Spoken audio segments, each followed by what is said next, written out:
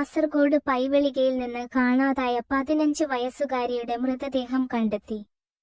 പെൺകുട്ടിയുടെയും അയൽവാസിയായ പ്രദീപിന്റെയും മൃതദേഹങ്ങൾ വീടിനടുത്തുള്ള കാട്ടിൽ നിന്ന് തൂങ്ങി മരിച്ച നിലയിലാണ് കണ്ടെടുത്തത്.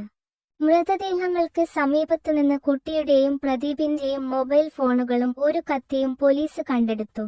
മൃതദേഹങ്ങൾക്ക് ഏറെ ദിവസങ്ങളുടെ പഴക്കമുണ്ട്. ആത്മഹത്യ തന്നെയാണെന്നാണ് പോലീസിന്റെ പ്രാഥമിക നിഗമനം. കഴിഞ്ഞ മാസം 12-ാം തീയതി പുലർച്ചെയാണ് കുട്ടിയെ കാണാതായത്. ഇതേ ദിവസം തന്നെ ഇരുവരും ആത്മഹത്യ ചെയ്തതാകാനാണ് സാധ്യത.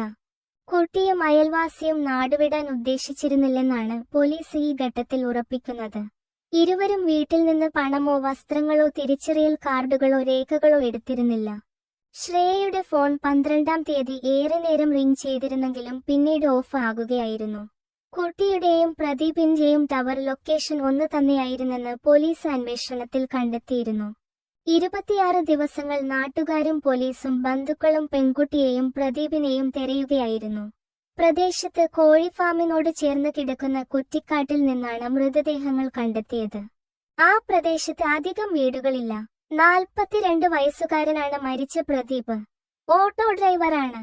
പെൺകുട്ടിയുടെ വീട്ടുകാരുമായി വളരെ അടുത്ത ബന്ധം പുലർത്തിയിരുന്ന ആളാണ് പ്രദീപ്.